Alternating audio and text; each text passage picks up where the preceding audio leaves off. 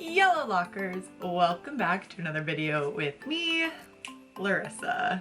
Today I thought I would just share with you some things to do over quarantine, even though there's so many videos and posts on what to do, and we're all just sitting there scrolling on our phones and eating anyway.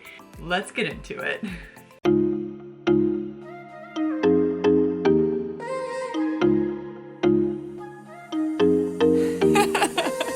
So many people may be taking this time to probably detox from caffeine, but I'm not one of them. So I have my latte, I have a list of things, and we're gonna do this. Oh, this is so good. Obviously, there's only so much we can do, such as like watch movies, read books, listen to podcasts, start a hobby that we've been meaning to start, watch YouTube, clean the house, and all those like really basic ones. So yes, that's what this list is comprised of. Sorry if you're looking for something new.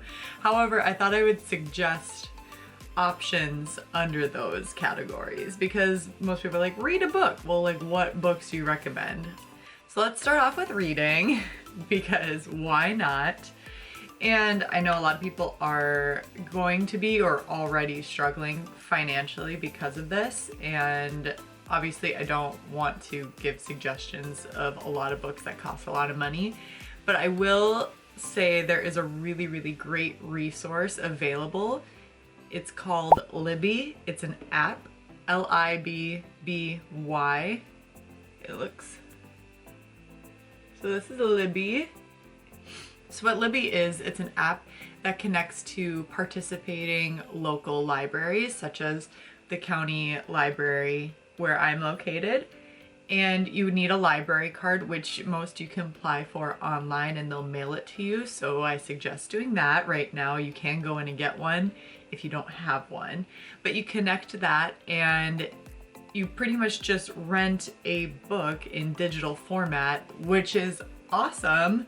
However, I will say there's probably limited supplies on that, so you may not be able to get the book that you want, but there's thousands of books available for you to rent out, and I read mine on my really, really old Kindle. It's compatible with Kindle, iPad, all of those reading type apps, and it delivers it right there, and you just return it when you're done, and it's awesome. It's free. That's the main point. It's free. Next up, if you really love trashy romance novels, such as myself, I love the Neighbor from Hell series by R.L. Matthewson.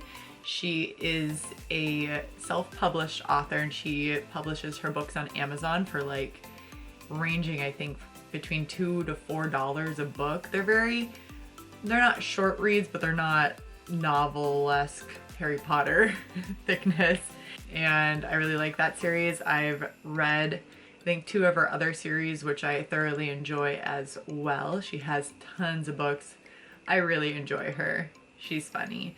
And there is the Play-by-Play series by Jaci Burton, also available on Amazon. Hers are a little bit more expensive because she has a publishing company she goes through. Again, if you're looking for author diversity writing styles, these 2 people are not for you. They have a very specific way they write and pretty much all their books are the same, but I love it because why not? But I also really love rereading books and I have reread every single one of those books multiple times. I really enjoy a good trashy romance novel. So if that's your calling, I can't recommend them enough. Next up for books, you can read the books that I have talked about on this channel, such as Mike Matthews' Thinner, Leaner, Stronger or Bigger, Leaner, Stronger. The 4 Tendencies by, I believe, Gretchen Rubin. It's a personality trait, self-improvement book, which I'm always all about. And then Attached. Every single person really needs to read Attached. Don't read it if you're gonna pick a fight, but read it to understand. It's so good. I just can't get over that. Also, some other books, obviously Harry Potter. I will always recommend Harry Potter with my Harry Potter tattoo. You could read the Game of Thrones series. I'm looking at my bookshelf. Let's see. Chronicles of Narnia is up there. Oh, one second. Then there's this series, which is The Tea Rose by Jennifer Donnelly. And there's The Tea Rose, The Winter Rose, and The Wild Rose. And it's a very like teenage romance book. I absolutely love it. Like, look how big this is. This is ginormous. Next up, we got podcasts. I have been just plowing through all my podcasts, and I will give you the top ones I listen to on a regular basis. First podcast, and my favorite podcast of all time, is Girls Gotta Eat. It's a comedy, romance, dating podcast, and those girls are so funny. Raina and Ashley. Oh, I went to a live show with them last summer, and they're so funny. They talk a lot about their personal lives. So if that's not for you, like I'm talking about like their personal sex lives. So if that's not what you're into, probably don't listen to that. But it's a super funny podcast. They bring up a lot of good issues and all that stuff. So definitely recommend that one. Love it so much. Next up, I listen to Pretty Basic, which has Alicia Marie and Remy Cruz. They're more lifestyle, they're YouTubers, which I also recommend them for YouTube because they just have a lot of content, but I really like them. They're just cute little friends. Next up, I listen to the Muscle for Life podcast, which is Michael Matthews, this guy's podcast, and he brings on a lot of good guests, and it's a good fitness podcast. I really like his material.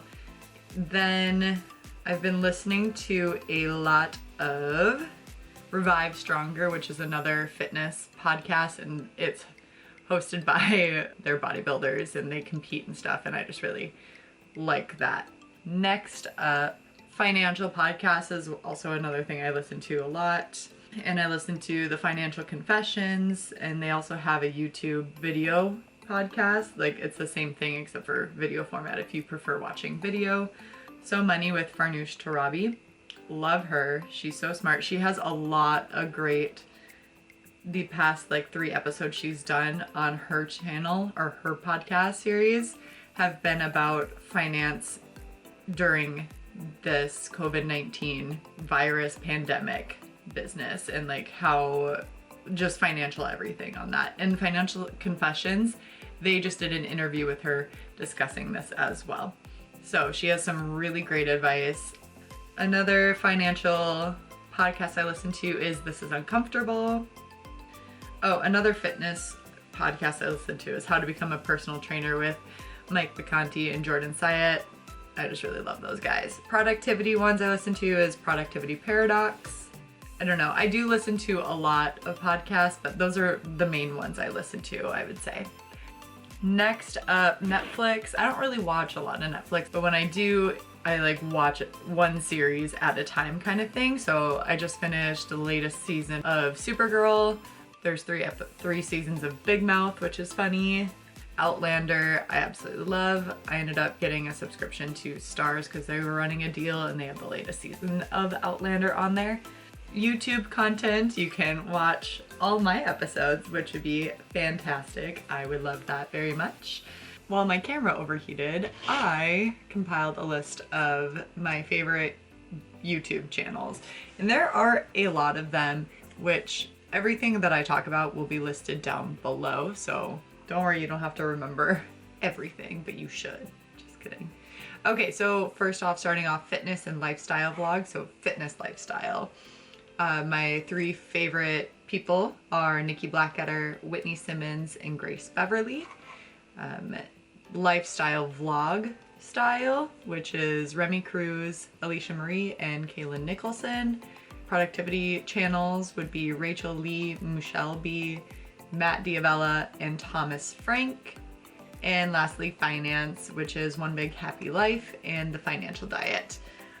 Grace Beverly and Remy Cruz are currently moving right now, and Remy has tons of moving and organizing vlogs, which is my jam. I love it so much.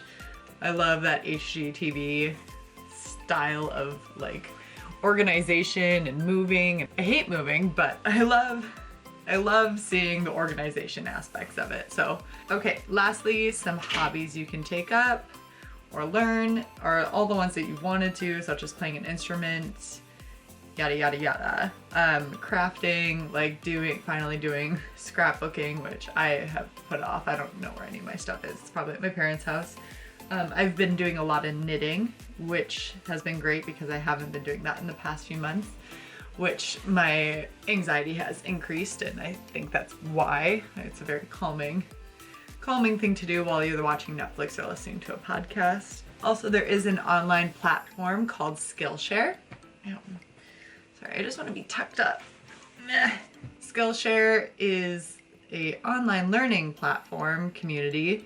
It's basically like online classes for a wide variety of things, such as productivity, playing an instrument, doing crafts such as watercolor, knitting. Like, it's pretty much the whole aspect of DIY self-improvement place. I don't personally have a membership. I was planning on waiting until my school calmed down in the amount of workload, but a lot of YouTubers, not myself unfortunately, I do not have that large of an audience. Working on it though. YouTubers such as Rachel Lee, Michelle B, and Thomas Frank are often sponsored by Skillshare, which then they offer free 3-month memberships through links that they do. I believe the membership itself is $10 a month. I would keep an eye out on their videos if that is something you're interested in, because like the first 100 people get a free 3-month membership for free. I said free. Free membership trial, 3-month free thing. Great job. But you get the point. It's a free 3-month trial. If that is something you are interested in, that's an option. But I get it, money is tight and probably will be for a while.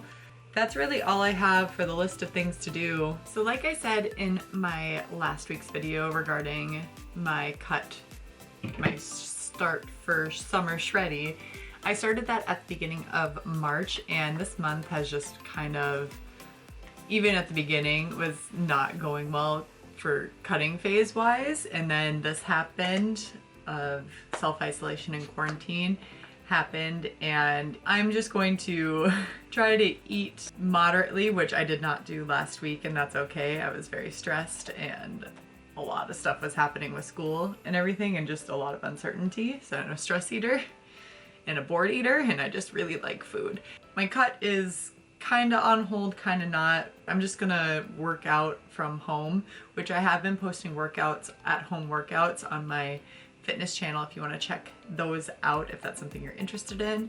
And I'm going for walks every once in a while when the weather is nice, and obviously keeping safe distance. We'll just kind of see what happens. We'll take it day by day, step by step, day by day. If anybody knows how to get my Sony Alpha 5100 camera to stop overheating, let me know. I would love to learn that over this time so that I can make longer videos where they don't cut off every 5 minutes because my camera overheats. Currently there is an ice pack stuck on the back with a hair tie wrapped around my camera to hold it there so it doesn't overheat as often. So if anybody has any answers, let me know. I have Googled it and I have tried their suggestions, and it's still happening. Me providing this list obviously does not undermine the severity of the situation of COVID-19 happening and the importance that self-isolation is at this time. Obviously, being bored isn't the worst of our problems right now. Take this time to self-improve as you self-isolate yourself. Comment down below other recommendations that you guys may have, whether that's books, podcasts, videos, Netflix, anything that you are loving at this point in time and is keeping you occupied. I would love to hear it, and I know other people would too. So yes, comment below. Remember to like this video if you liked this video and its contents. Hit that subscribe button and that notification bell if you would like to be notified when I upload new videos. Remember to respect others, respect yourself, and do something amazing with your day inside and away from people. Okay. Bye!